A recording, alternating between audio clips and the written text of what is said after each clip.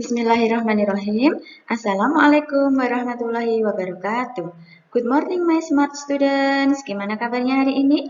Semoga semuanya sehat dan selalu dalam lindungan Allah Subhanahu wa taala. Amin.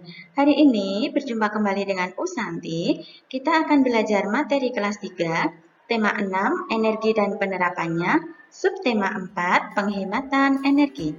Materi ini nanti akan dipresentasikan oleh Usanti, Ustika, dan Usfiska. Nah, sebelum kita mulai belajar, silakan dipersiapkan dulu alat tulisnya.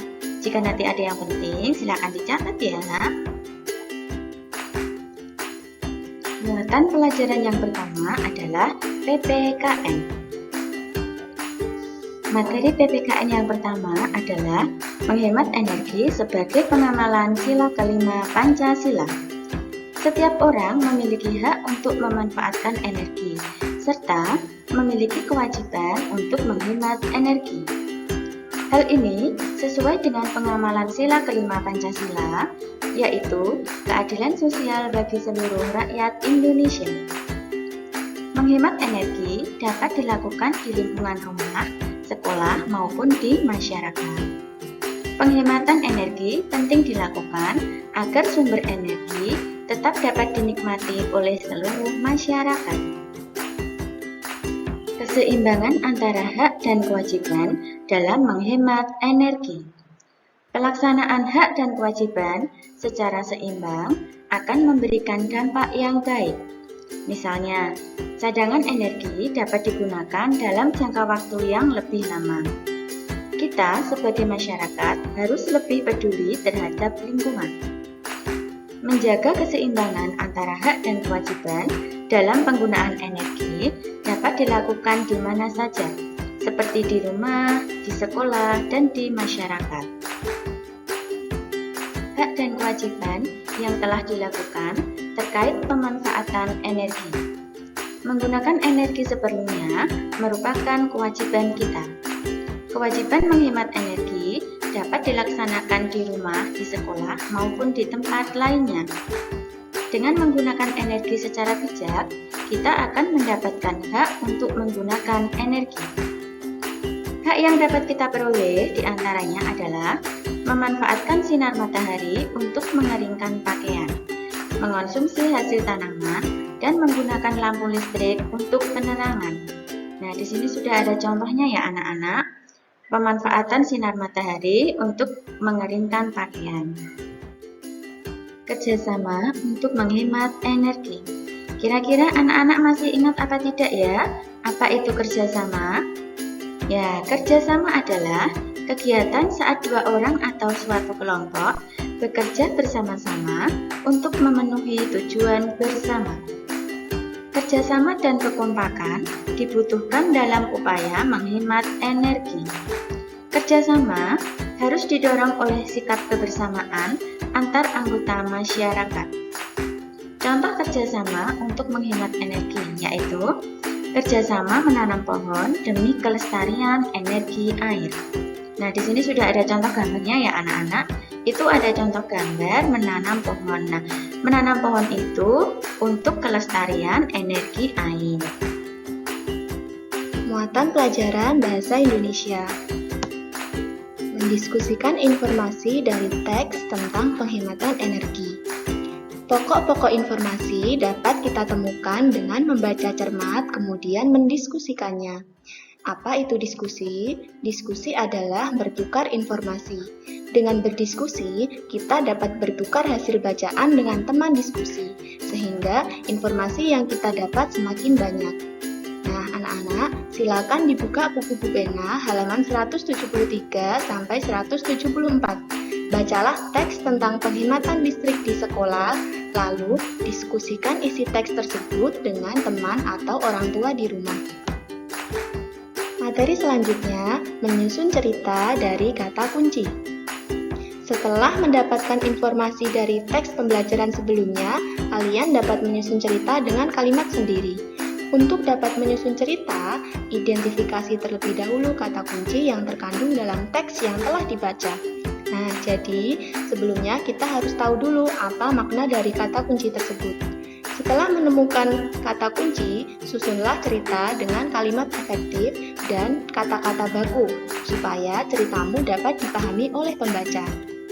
Nah, misalnya di sini Ustazah punya kata kunci lampu, penghematan, dan tanggung jawab. Nah, lalu kita buat cerita dari kata kunci tersebut. Ceritanya menjadi seperti ini. Lia mematikan lampu di ruang tamu pada siang hari.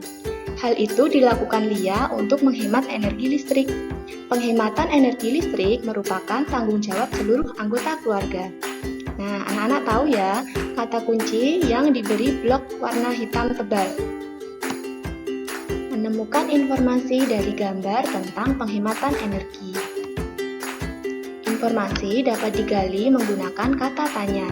Misalnya, apa, di mana, kapan, siapa, mengapa, dan bagaimana.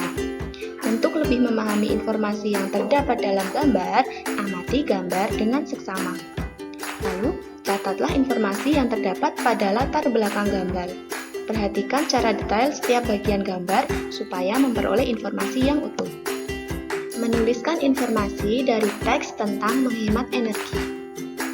Pada pembelajaran sebelumnya, anak-anak telah mengetahui pentingnya penghematan energi dan cara menghemat energi. Kamu dapat menuliskan informasi terlebih dahulu dengan menandai atau mencatat informasi penting. Selanjutnya, informasi penting disusun dalam bentuk kalimat hingga menjadi paragraf yang padu. Setiap paragraf terdiri dari kalimat utama dan kalimat penjelas. Materi selanjutnya, menuliskan laporan kegiatan. Menulis laporan dapat dimulai dengan menggunakan pertanyaan. Cara membuat kalimat tanya menggunakan kata seperti apa, siapa, di mana, mengapa, bagaimana. Jawaban dari pertanyaan-pertanyaan tersebut merupakan informasi yang dilaporkan. Selain itu, laporan kegiatan ditulis menggunakan kalimat pasif. Kalimat pasif ditandai dengan adanya kata kerja pasif.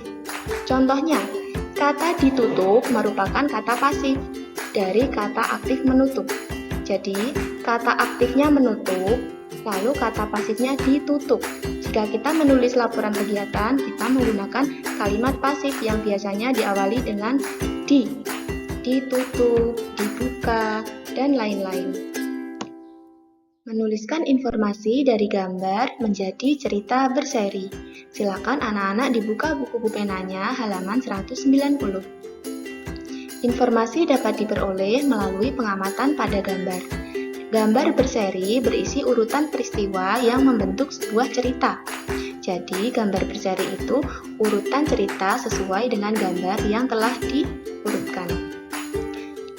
Memperoleh informasi dalam gambar berseri dilakukan dengan mengamati setiap peristiwa dengan cermat. Hal yang perlu diamati dari gambar seperti tokoh, kegiatan, serta latar belakang waktu dan tempat. Setelah mengamati gambar, kamu dapat menuliskan informasi dari setiap gambar sehingga membentuk urutan cerita.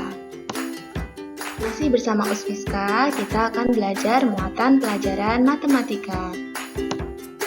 Mengenal satuan tidak baku untuk keliling dan luas. Artinya, apa itu keliling? Keliling bangun datar adalah banyaknya satuan panjang yang digunakan untuk mengukur panjang tepian bangun datar. Sedangkan luas bangun datar adalah bidang yang dibatasi oleh sisi-sisi bangun datar. Untuk lebih jelasnya, diperhatikan gambar berikut. Nah, ini merupakan luasnya. Sedangkan bagian tepi mengelilingi persegi tersebut namanya keliling. Pengukuran keliling dan luas dengan satuan tidak baku dapat memberikan hasil berbeda jika dilakukan oleh orang yang berbeda. Misalnya, contohnya, kita mengukur keliling meja dengan menggunakan pensil sebagai satuan tidak baku. Dan saat kita mengukur luas permukaan buku dengan menggunakan uang kertas. Jadi, pensil dan uang kertas merupakan alat ukur yang tidak baku. Selanjutnya, menghitung keliling dan luas bangun datar menggunakan peta satuan. Keliling dan luas bangun datar dapat ditentukan dengan satuan tidak baku peta satuan. Untuk menentukan keliling pada bangun datar, perhatikan contoh berikut. Nah, bisa dilihat gambar pemandangan itu kita bisa menghitung kelilingnya menggunakan peta yang ada di bagian tepi saja. Jadi hanya di bagian tepi. Lalu kita hitung ada 1, 2, 3 dan seterusnya sampai 16 petak satuan. Jadi keliling gambar tersebut 16 petak satuan.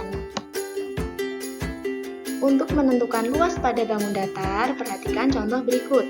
Nah, di sini ada persegi panjang dan persegi. Yang pertama, kita perhatikan yang persegi panjang dulu. Nah, untuk luas, kita hitung seluruh kotak yang ada di dalam bangun datar tersebut. Untuk persegi panjang, kita hitung ada 15 petak satuan. Sedangkan di bagian kanan ada persegi. Luas persegi tersebut ada 9 petak satuan. Menghitung luas bentuk bangun datar dengan petak satuan. Perhatikan contoh berikut. Hari ini sangat panas, Komang dan Fitri akan membuat kipas dari kertas karton. Perhatikan gambar potongan karton yang diletakkan di atas ubin berikut. Nah, terlihat ya potongan kartonnya. Lalu kotak-kotak itu adalah ubin. Nah, jika kita hitung, di situ ada 4 petak satuan dan ada setengah petak satuan. Kita hitung. Setengahnya ada 4, jadi setengah petak satuan itu kalau digabung ada 2. 4 ditambah 2 sama dengan 6. Jadi potongan karton tersebut luasnya 6 petak satuan. Materi matematika yang terakhir, membuat gambar bentuk bangun datar yang luasnya telah diketahui. Kita dapat menentukan luas suatu bangun datar dengan menghitung banyak petak satuan. Kita dapat menentukan luas suatu bentuk bangun datar dengan menghitung banyak petak satuan. Nah, sekarang ayo berlatih. Silakan anak-anak dibuka buku pulpena halaman 193. Lalu, buatlah bentuk bangun datar sesuai petak satuan. Semangat mengerjakan! Muatan pelajaran selanjutnya, SPDP. Membuat kreasi dengan teknik menggambar garis, melipat, dan memotong. Teknik membuat garis, melipat, dan menggunting merupakan keterampilan yang dibutuhkan untuk menghasilkan karya dekoratif. Garis merupakan gabungan dari titik-titik yang berdekatan. Garis dibedakan menjadi garis lurus dan garis lengkung. Fungsi garis salah satunya adalah sebagai alat bantu ketika menggunting. Selain untuk menggunting, garis juga dibuat untuk membantu melipat. Dengan bantuan garis, hasil guntingan maupun lipatan akan menjadi lebih rapi. Nah, anak-anak perhatikan ya, salah satu karya dekoratif yang dapat dibuat dengan teknik membuat garis, melipat, dan menggunting adalah parasut. Ayo kita membuat parasut sederhana. Ikuti langkah-langkah di buku pulpenamu ya, halaman 175. Menghasilkan karya dekoratif dari bahan bekas. Sebelumnya, kita telah mempelajari teknik membuat garis, melipat, dan memotong untuk menghasilkan karya dekoratif. Media yang biasa digunakan contohnya adalah kertas. Keterampilan dan kreativitas diperlukan untuk memotong atau menghasilkan lipatan yang baik. Karya dapat dibuat dengan menggunakan bahan bekas untuk mengurangi sampah di lingkungan. Contoh karya dekoratif yang dapat dibuat dari bahan bekas adalah layang-layang. Nah, cara membuat layang-layang ada di buku pulpenamu ya, halaman 180. Bisa disimak nggih anak-anak?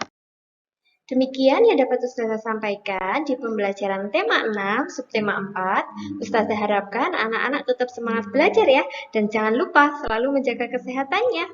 Demikian atas perhatiannya. Wassalamualaikum warahmatullahi wabarakatuh.